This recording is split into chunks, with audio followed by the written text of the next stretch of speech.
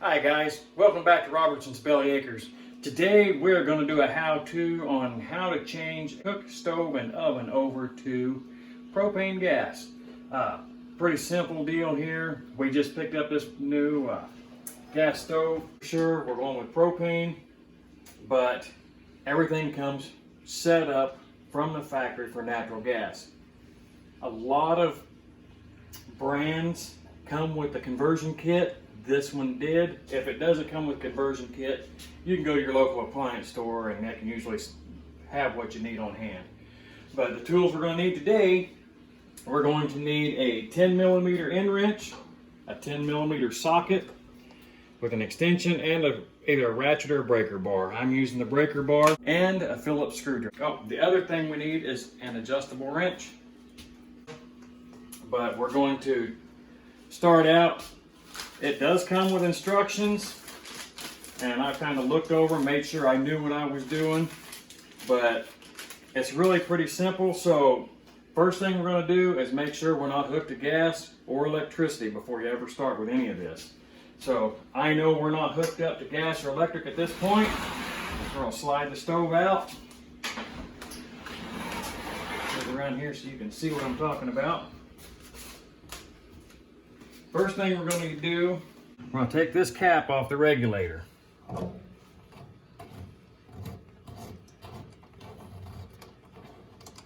It unscrews. This little plastic piece here is the only thing on the regulator that we have to change around. We're going to rotate that 90 degrees, pull it out, flip it over so that the little button is up now, and reverse the process of reinstalling it. Rotate it in there. There, that's done. We're going to place it right back in here. There we go. Turn that all the way back in. Just going to snug it up a little bit. Doesn't have to be real tight. A little snug there. Regulator has now been converted over from natural gas to propane. So what we're going to do now is we're going to go back up top. We're going to put the stove back in the position it was in before. We're going to convert over the top burners. Okay guys, so before we start disassembling and changing these out, what you're changing is actually the orifices, which an orifice is just an insert. There's a preset hole drilled in it already. All you're doing is changing those out. The different diameters is for the different types of gas. So we know that these 5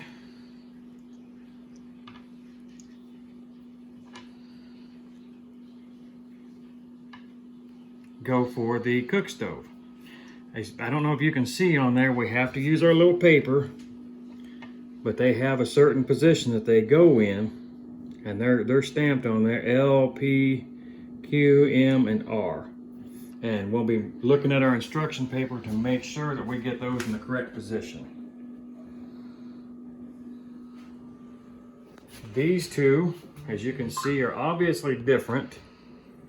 One's a male and one's a female thread. Those go in the oven for the top and bottom burners. With this particular model stove, it has a Power Plus burner, which means it's like a power boil, is what some manufacturers call it. That requires a choke tube to be installed. So we're going to be installing that also. But let's go ahead and get our paper out here so we can see which position these go in. Well, right here on our instruction, it has the conversion kit, LP propane gas conversion instructions. So we know the left front is 9,500 BTU, and it requires the L orifice. So let's go ahead and start with the left front, and we'll change that one out real quick. Okay, like I said, we're going to go with the left front, so we're going to take the top pieces off. They just lift straight up off of there. Set them off the side here. And if you look right down in here, you can see that copper orifice that we're changing out. These require a 10mm socket. Put that socket right down on there. They're snug, but they're not super tight. Just like that. little overhand tight.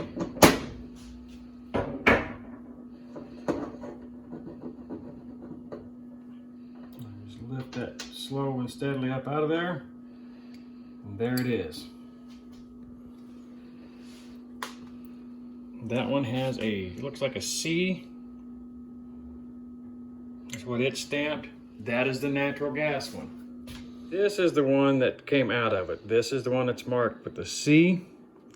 Note the size of the hole on the orifice. This is the L that's gonna be for propane. See the size difference? The propane requires a lot smaller hole than the natural gas does. So we're gonna reverse our process. We'll stick that orifice right inside the socket there. I'll slowly tip that in. Line it up. Screw it in there. And you want to make sure these are good and snug. Like I say, you don't want them tight, but you do want them snug that they don't leak. Right about there, meeting some pretty good resistance. And you notice I'm just using my fingers. I'm not grabbing a hold of, just to get enough to give us some good resistance. And bang, the orifice is in there. L goes in that left burner.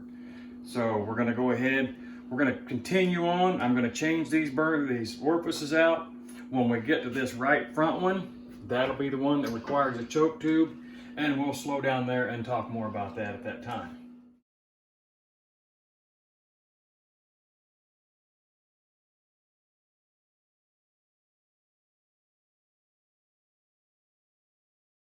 This right front burner is the one we were talking about. If you look right down here, it says Power Plus burner.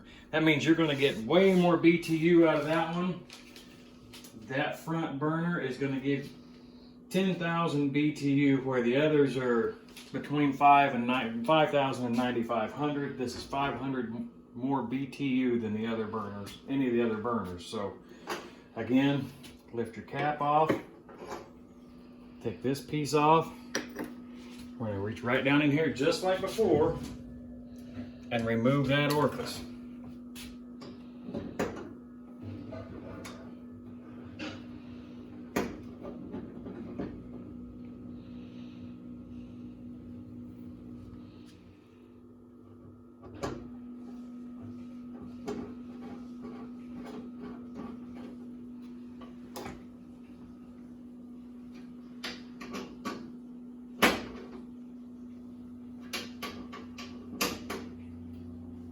Like I say, good and snug there, not super tight, but we don't want any leaks.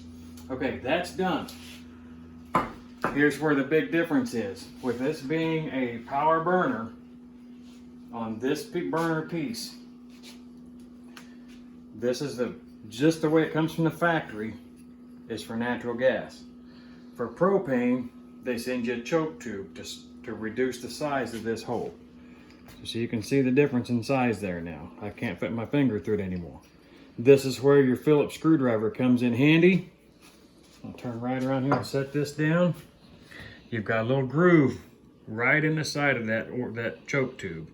Line it up with this hole.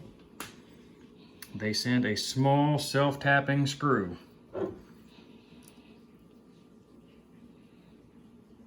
Set that right in there. As you can see, that just screws right in. Again, just snug, don't get it real tight. This is cast aluminum and it will break or strip very easily. There, that's in. You can see that's not going to come out now.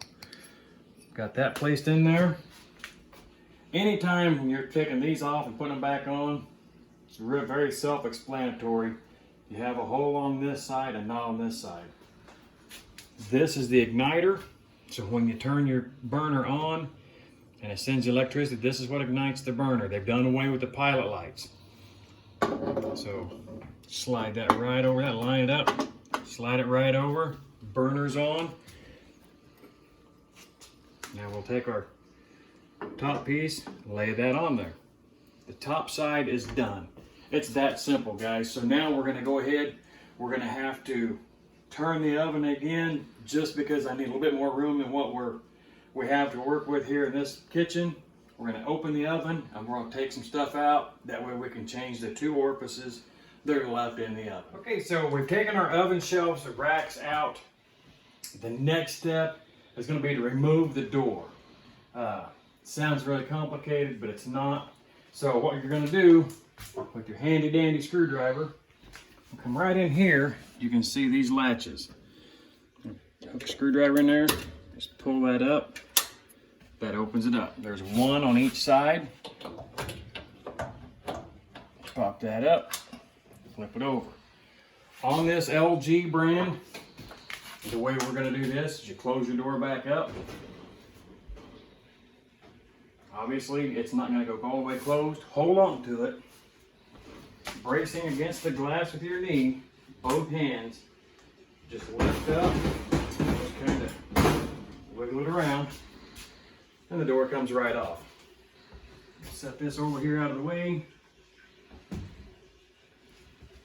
Now we're going to come in here with our screwdriver again. Now that we have a better access in here, get this screw and this screw out of the back of the oven. There's 1 on each corner. So we'll take those 2 out so that this bottom tray will come loose. With the screws out of the back, put your fingers in the slots here for this design for the heat to come out. Slide that straight out. Bottom pieces out and set it out of your way. The next one we're going to worry about, we have to take this heat shield out. There are 5 screws to take out of this to remove this one out of the way. Okay, I got the 4 screws. I said 5. I got ahead of myself. There's 4 screws holding this heat shield in. You remove those 4 screws, pull that out, set aside. Now we have to take the burner tube assembly out. This has 2 screws. Yes, I'm sure it's 2 this time. 1 and 2, and that should release this so we can take the burner tube out to be able to access our orifice in the back there. Be very careful when you're moving this burner assembly out of the way. It is wired in. As you can see the wires back here, you don't want to just pull on it. Then you'll pull that out of there, and that right there is your temperature unit that tells your oven how hot to get. So now we're going to reach right back over here in this corner. That is the orifice for the oven. I'm going to get in there with my 10mm wrench. Like I say, it's not very tight.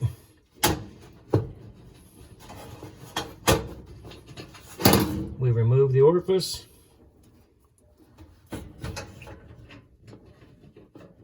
And replacing it with the new one.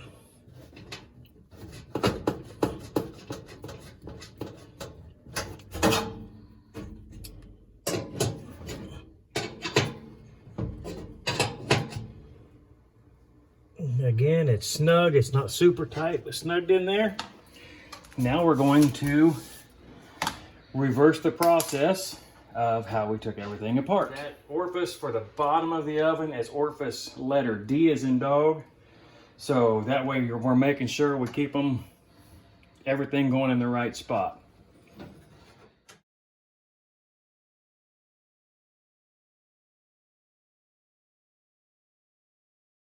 Okay, so now we're going to take the broiler burner out. Again, you have a heat shield here. The difference is this heat shield is mounted to this burner tube. So we've got the screw here in the front. We have 1 on each corner. And we're also going to take this wire holder off so we can detach these wires. So here we go. Okay, so there was only 3 screws holding that, not 4. And we're going to cheat just a little bit here today, because we can actually stand this up right here. Hold on to it with 1 hand, using my wrench. And I can reach right inside.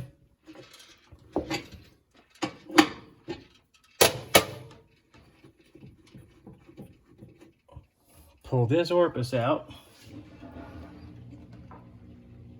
and we're going to be installing the orifice that is marked O. This is the female, so we know This is the one that goes there, plus this is the last one we have to replace.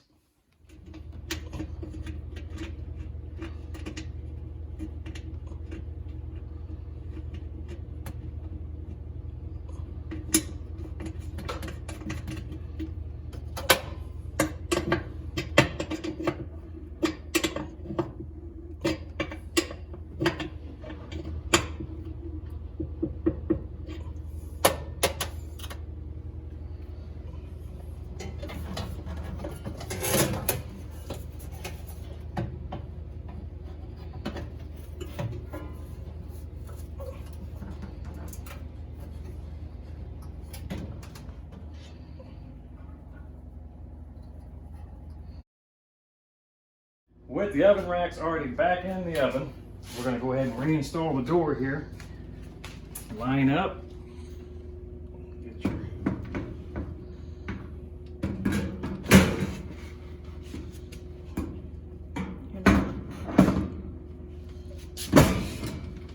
go. Open it all the way back up.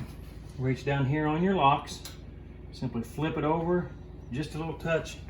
Push it right into place, just like that. And it's down. Down. The door closes all the way. So there you have it. It's a pretty simple process. Takes a little bit of time to do it, but the more you do them, the faster it gets. But we've got the orifices changed over, so now stay tuned for our next video. We're going to be showing you how to install the gas line, or propane line in this case, through the floor, under the house, and trenching it out to your propane tank.